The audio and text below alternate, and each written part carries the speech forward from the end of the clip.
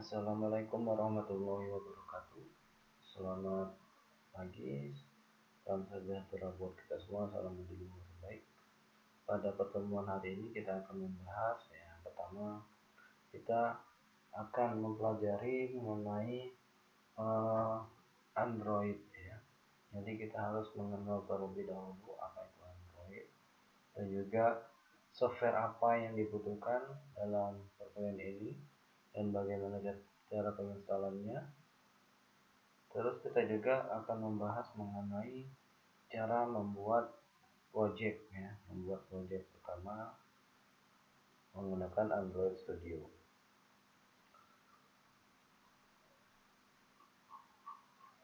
Baik. Jadi Android itu ya suatu platform yang mana platform tersebut bisa dikelola yang bersifat open source, bisa dikembangkan ya. Jadi sangat terbuka sekali bagi developer untuk mengembangkan suatu aplikasi Android. Ya, jadi Android ini yang mempunyai pengembangnya itu ya Google ya. Jadi Google telah mengembangkan suatu tools untuk membuat aplikasi Android yang bersifat open source, yang mana bisa membantu developer untuk mengembangkan aplikasi-aplikasi yang bisa digunakan dan dijalankan di sistem operasi Android. Untuk versi Android mungkin kalian sudah tahu, yang mana dimulai dari versi alpha, terus dilanjutkan beta, update. Ini diambil dari abjad ya.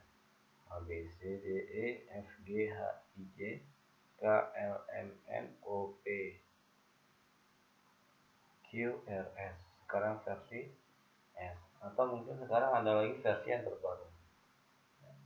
Dia Android ini selalu berkembang terus ya, hampir setahun sekali dia mengembangkan versi Android. Nah, untuk software yang kita gunakan di perkuliahan ini ya itu Android Studio ya. Mungkin Bapak Ibu pernah dengar mengenai tools Android Studio ini. Jadi tools Android Studio ini Bapak Ibu bisa download di Google dengan cara search aja di Google ya, Android Studio download. Jadi minimal Bapak Ibu harus menginstal Android Studio-nya.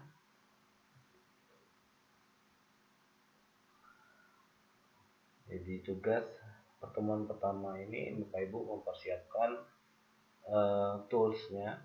Silakan Bapak Ibu download Android Studio di Google. Ini web Android Studio-nya.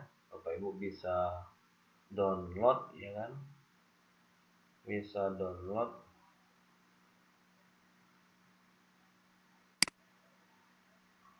Nah, downloadnya Bapak Ibu tinggal pilih download yang tulis warna hijau ini.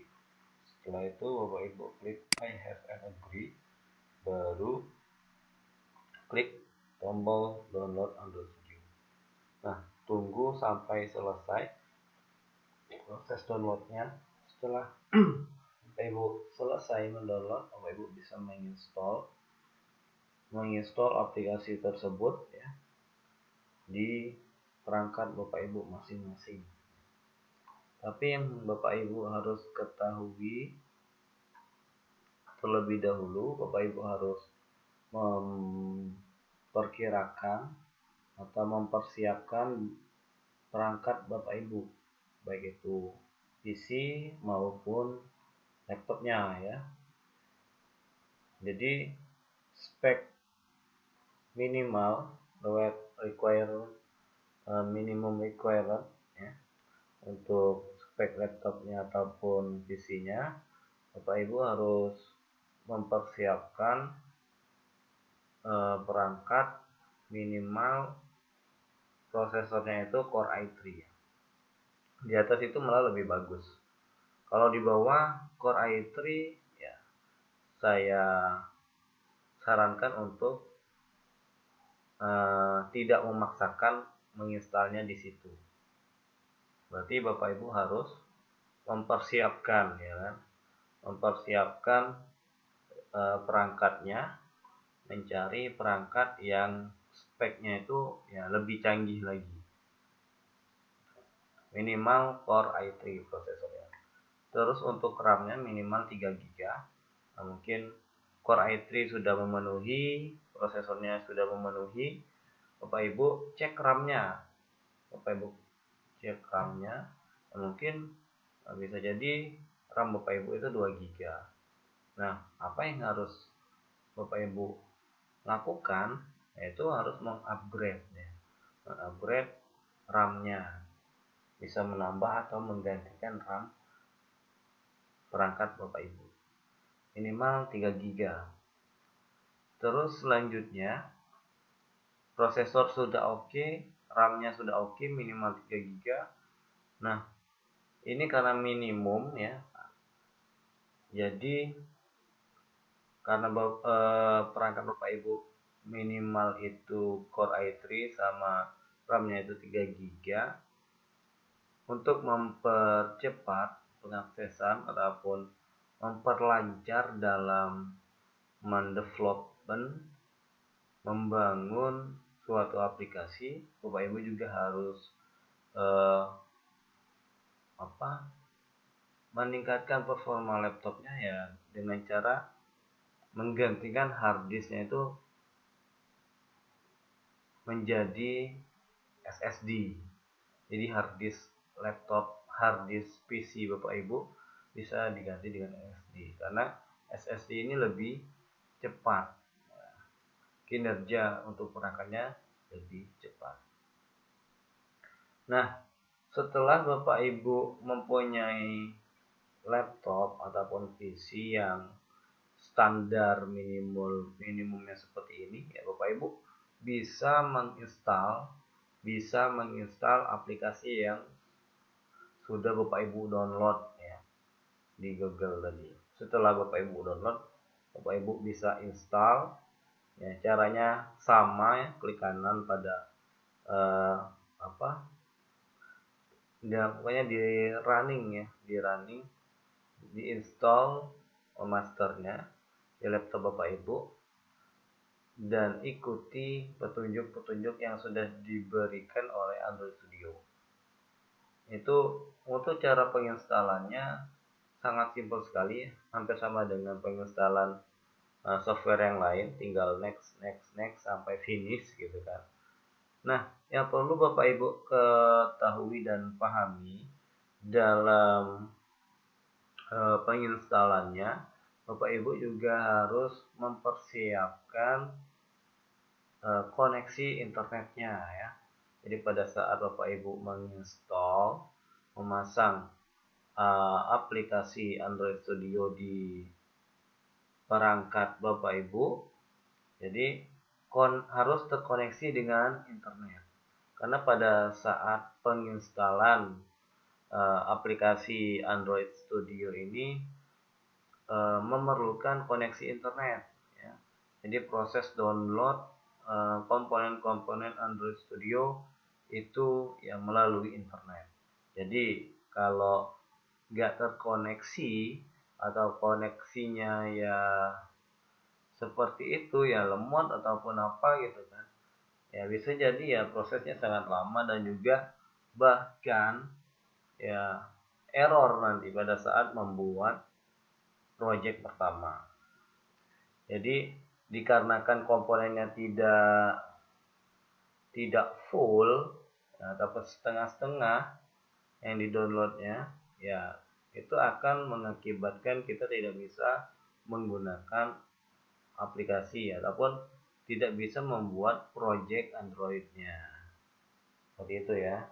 Jadi harus Bapak Ibu perhatikan terlebih dahulu itu. Nah, setelah terinstall aplikasinya, Bapak Ibu bisa membuat project baru ya. Jadi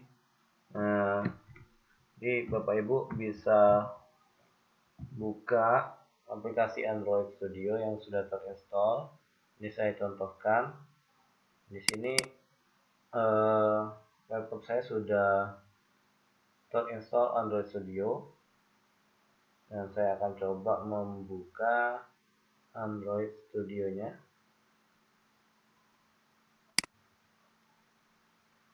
Nah, pada saat membuka Android Studio-nya, apalagi kita ataupun Bapak Ibu baru pertama kali menggunakannya, pada saat membuat project baru itu juga kita harus terkoneksi dengan internet. Karena pada saat membuat project baru, Bapak Ibu dalam proses pembuatannya itu perlu internet juga ya. Dalam artian ada istilah Gradle ya. Nanti ada yang komponen Gradle-nya itu ya, Gradle itu yang suatu komponen-komponen yang sudah disiapkan oleh Android Studio, yang mana komponen tersebut harus di-download dari Google. Jadi pada saat membuat project baru itu dia mendownload komponen-komponen project yang ada di Google untuk membuat suatu project ya. Nah, ini aplikasi Android Studio yang sudah saat ini lagi saya buka gitu kan. Pada saat membuka project di sini ada proses ya, proses di mana yang menandakan suatu proses membuka aplikasi Android Studio ini, yang menandakan selesai atau tidaknya. Ini kalau seperti ini menandakan bahwa masih dalam proses ya.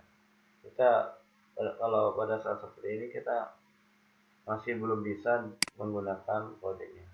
Nah, kalau prosesnya sudah hilang seperti ini, dan juga tampilan di bagian sini ya, bagian struktur project ya, akan terlihat seperti ini. Kalau sudah tampil seperti ini ya, nah ini Bapak Ibu sudah bisa menggunakannya. Ini dalam kasus yang saya buka ini, jadi Android Studio pada saat kita buka, dia akan membuka project yang terakhir kali kita buka. Nah, mungkin Bapak Ibu sudah pernah gitu kan membuat project, nah, pada saat membuka kembali Android Studio langsung membuka secara otomatis project yang terakhir kali kita buka ataupun terakhir kita buat ya. Nah, mungkin pada saat Bapak Ibu baru install, nanti tampilannya beda dengan saya ya. Nah, paling tidak kita sudah tahu, paling tidak kita akan mengetahui bagaimana cara membuat project barunya. Ya, saya akan mentutorial untuk pembuatan project baru. Ya. Di sini ada bar ya, ada komponen bar yang mana di sini ada menu-menu ya, ada menu file, edit, view, navigate, code, effector, build, run tool, sampai menu help ya. Jadi langkah pertama kita cukup membuka menu file saja. Setelah itu kita pilih new, kemudian pilih new project. Nah, di dalam membuat new project di sini kita disuruh memilih suatu activity. Activity di sini ya kita bisa memilih tampilan yang ataupun lebih dikenal dengan template ya. Template yang bisa kita gunakan. Kalau di sini ada basic activity, nanti tampilannya seperti ini pada saat selesai membuat aplikasi. Nah, ini untuk button navigation.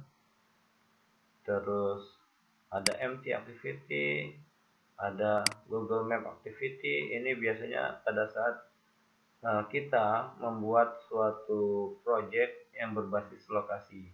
Ini menggunakan Google Map activity. Ini ada login activity sudah dipersiapkan, ada navigation drawer ya. Terus ada setting activity ya.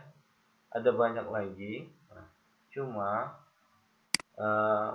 pada saat kita baru belajar, kita cukup pilih empty activity aja. Kita pilih template yang kosong. Jadi kita bisa men-setting tampilan ataupun layout sesuai dengan keinginan kita. Kita pilih empty activity, terus kita pilih tombol next. Nah, di sini kita disuruh untuk mengisi nama projectnya. Nama projectnya itu apa? Ini bisa digunakan dengan nama aplikasi. Misalnya kita akan membuat suatu aplikasi yang namanya ya misalnya aplikasi pertama ataupun kita buat namanya Hello World. Nah, misalnya ya Hello World, terus di sini package name-nya di sini sudah ada secara default dan kita bisa merubah ya. Kalau di bagian yang pertama di sini kan ada 2 titik di sini terpisah. Jadi ada 3 suku kata. Yang pertama di sini menunjukkan domain kita. Misalnya kita mempunyai perusahaan, misalnya perusahaan dengan nama atmaluhur.ac.id ya. Berarti domainnya apa? ac.id ataupun boleh juga ac aja, ac. Nah, ini nama domainnya atmaluhur. Ini nama aplikasi. Jadi dalam package name ini sangat menentukan sekali. Jadi pada saat pembuatan project yang bersifat unik di suatu project kita itu ya di package name. Package name di sini sangat diperlukan apabila kita mengupload aplikasi yang kita buat di Play Store. Nah, pada saat misalnya aplikasi kita ini sudah berhasil kita buat, kita upload gitu kan di Google Play Store-nya. Terus ada perubahan-perubahan aplikasi. Nah, pada saat kita mengupdate aplikasi di Google Play Store sesuai dengan pengembangan aplikasi kita, yang ditanya oleh Play Store itu adalah package name-nya. Jadi package name ini sangat penting sekali yang menunjukkan suatu perusahaan kita, domain kita, dan juga di akhir package name itu ada nama aplikasi yang kita tambahkan ya. Misalnya di domain kita itu ada banyak aplikasi, di perusahaan kita ada banyak aplikasi yang menunjukkan suatu perbedaan antara aplikasi satu dengan aplikasi yang lain ya. Di package name yang terakhir ini yang menunjukkan dengan nama project. Nah, ini save location kita atur posisinya di mana di perangkat PC atau laptop Bapak Ibu. Boleh di C, boleh di D, terus buat folder baru misalnya dengan nama Ibu Bapak Ibu masing-masing. Terus di dalam folder Bapak Ibu baru ada nama aplikasinya, ada folder lagi dengan nama aplikasi yang Bapak Ibu buat. Contohnya ini saya taruh di D. Terus di D itu ada folder Hello World nantinya ya. Oke. Terus bahasa, di sini language bisa kita pilih, ada bahasa Java dan juga ada bahasa Kotlin. Nah, boleh Bapak Ibu Java atau Kotlin, tapi dalam perkuliahan BPM ini kita contohkan menggunakan bahasa Kotlin ya. Terus di sini ada minimum SDK. Nah, kalau kita pilih API 21, di sini Android Studio akan memperkirakan proses keberhasilan, persentase keberhasilan penginstalan di perangkat Android. Misalnya proyek kita ini kita atur minimum SDK-nya itu di Lollipop, berarti hanya bisa diinstal aplikasi yang kita buat itu hanya bisa diinstal di Lollipop, Marshmallow, Oreo, Pi, Q, RS, ya, seperti itu. Tapi tidak bisa kita install di KitKat di versi yang bawah, nggak bisa. Maka dari itu kita pengennya agar aplikasi kita ini bisa digunakan 100%, maka kita tinggal pilih ya Jelly Bean aja. Nah, seperti itu. Klik finish. Tunggu sampai selesai Bapak Ibu. Di sini menunjukkan proses harus koneksi dengan internet.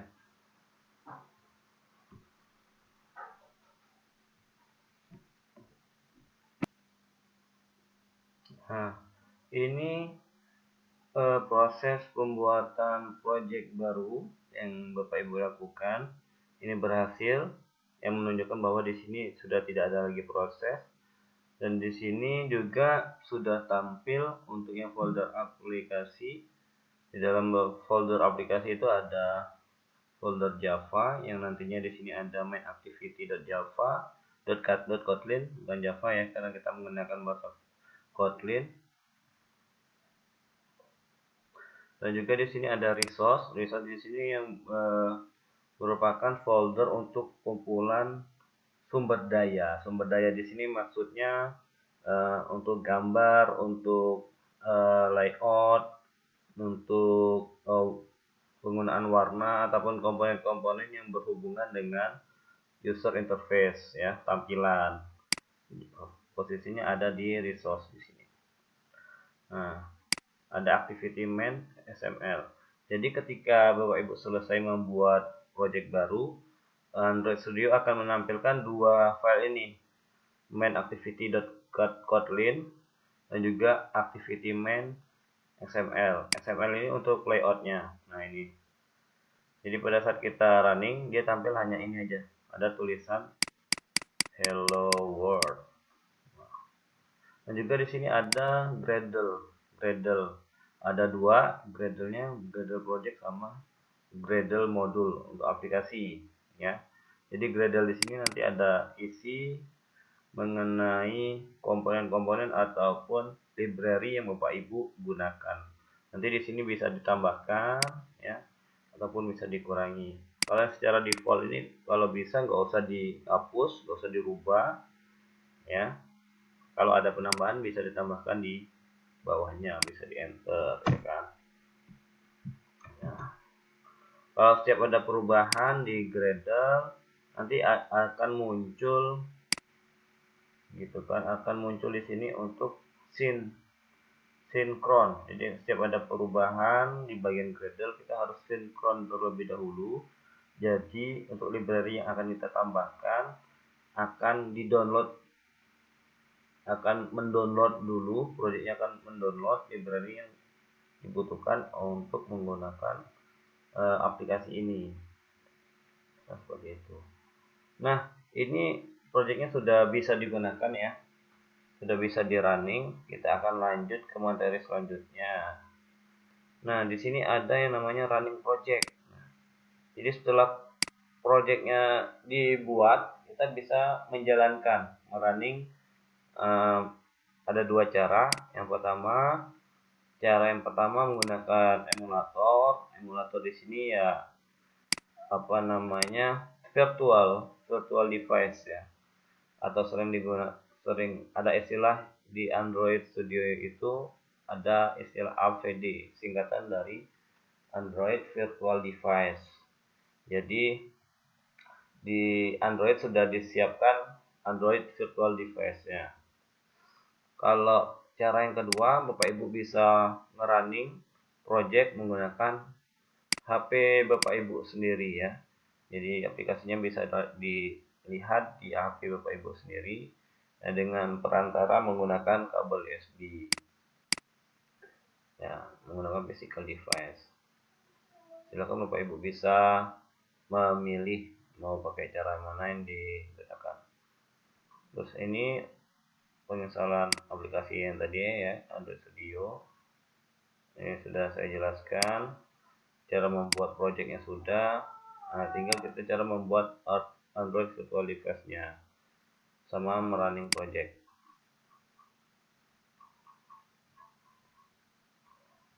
Nah, ini sudah.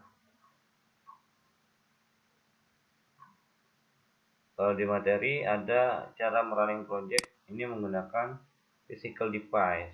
Physical device. Jadi Bapak Ibu harus melakukan di bagian pengaturan HP Bapak Ibu. Kita masuk pengaturan, kita pilih tentang ponsel. Terus di bagian tentang ponsel, ya ini contohnya perangkat ataupun device Bapak Ibu Oppo yang F11. Nah, kita pilih atau klik versi di sini. Versi ponselnya kita klik ya. Sampai 7 kali. Kita klik sampai 7 kali ya. Sehingga jadi pada saat kita klik versi di sini ya, kita klik 7 kali di bagian nomor kompilasinya. 7 kali sehingga HP Bapak Ibu akan memunculkan pesan bahwa HP Bapak Ibu sudah diubah menjadi mode pengembang ya. Ya. Dan juga tanda keberhasilan sebagai mode pengembang di bagian pengaturan tambahan akan muncul menu yang namanya opsi pengembang. Nah, ketika di running projectnya ya, Bapak Ibu menggunakan kabel USB ya, menggunakan kabel USB di bagian opsi pengembang kita atur, kita izinkan debug USB. Terus kita pilih transfer file atau Android Auto. Nah, setelah kita setting perangkat Bapak Ibu, nanti di Android Studio akan mendeteksi, akan terdetek perangkat HP Bapak Ibu. Ya. Nah, ini contohnya. Jadi sudah terdeteksi Oppo JPH1911. Setelah muncul seperti ini, Bapak Ibu bisa ngerunning ya. Nanti setelah running, nah ini contoh project tampilnya seperti ini. Atau ini tampil ketika kita sudah merubah di bagian activity ataupun user interface-nya ya, di bagian XML-nya. Kalau tadi secara default dia hanya muncul tulisan hello world. Kita bisa mengedit tampilan tersebut ya. Nah, di sini saya akan mempraktekkan. Kalau di materi sudah dijelaskan bahwa bagaimana cara merunning project menggunakan physical device. Nah, di video ini saya akan mempraktekkan bagaimana cara kita merunning menggunakan AVD ya. Di sini ada tampilan bahwa di sini terdeteksi AVD. Ini Android Virtual Device yang sudah saya buat ya, ada 3 ya. Nah, misalnya Bapak Ibu baru install Android Studio, berarti masih kosong. Bagaimana cara membuatnya? Ya, kita klik Device Manager. Setelah itu kita klik Create Device, bagian virtual ya. Kalau physical di sini dia akan mendeteksi kalau kita menggunakan physical device. Kita ada menu virtual, kita klik tombol di sini ada create ya, create device. Nah, pada saat di sini kita tinggal pilih mau eh, apa ini untuk ukuran ataupun jenis eh, virtual device Bapak Ibu yang inginkan. Secara default akan menunjukkan pixel 2 gitu kan, dengan ukuran 5 inci. Tinggal kita next saja, terus akan mendeteksi gitu kan. Kalau di sini Bapak Ibu masih ada tombol di sini semuanya ya, berarti Bapak Ibu harus download salah satunya saja. Sini saya sudah terdownload satu ya, yaitu versi Nougat. Nanti saya tinggal, karena sudah saya download berarti tinggal pakai. Kalau Bapak Ibu belum, berarti tinggal klik download ini. Klik ini misalnya, nanti Bapak Ibu bisa klik download ini. Nah, jadi proses download, kalau sudah download baru Bapak Ibu bisa pilih dan klik next. Ini untuk nama Android Virtual Device-nya. Saya kasih nama new. Ini sesuai dengan versi Android yang Bapak Ibu pilih tadi AVD-nya. Klik finish. Nah, ini proses pembuatan Android Virtual Device-nya. Kita tunggu sampai prosesnya selesai.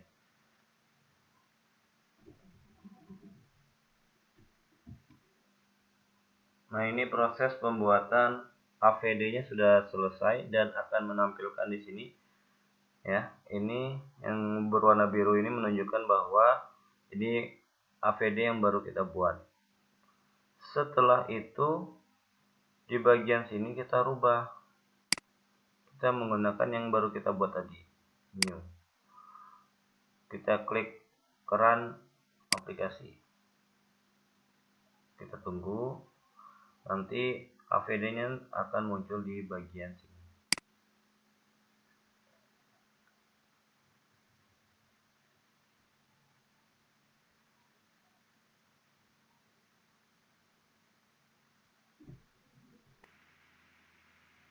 Nah, ini AVD-nya sudah tampil, Android Virtual Device-nya atau sering kita sebut dengan emulator. Ini sudah tampil, tinggal tunggu, ini lagi proses ngerunning AVD-nya. Setelah tampil halaman font seperti ini, dan juga Android Studio akan merunning project yang kita buat ya. Jadi kita kan akan menjalankan project yang kita buat, tampilannya seperti apa. Nanti kalau sudah berhasil, di bagian notif di sini sudah nggak ada proses lagi, nanti akan tampil tampilan aplikasi yang kita buat di sini. Oke, video ini cukup sekian. Silakan Bapak Ibu praktekkan di laptop ataupun PC-nya masing-masing. Nanti hari ini tugas yang pertama, Bapak Ibu akan membuat project baru dengan nama Hello World dan nanti akan Bapak Ibu kirimkan di Google Classroom-nya. Jadi untuk perkuliahan kita di hari Sabtu dan juga di hari Jumat ya. Jadi di hari Jumat ada materi selanjutnya, saya akan menyampaikan berupa video presentasi teori. Adapun di hari Sabtunya video tentang praktek ataupun praktikum dari materi pertemuan yang kedua. Seperti itu. Ya, jadi perkuliahan kita selama di setiap pertemuan itu setiap minggu, dalam satu minggu ada 2 hari pertemuan. Ya, sekian dan terima kasih. Assalamualaikum warahmatullahi wabarakatuh. Salam budi luhur.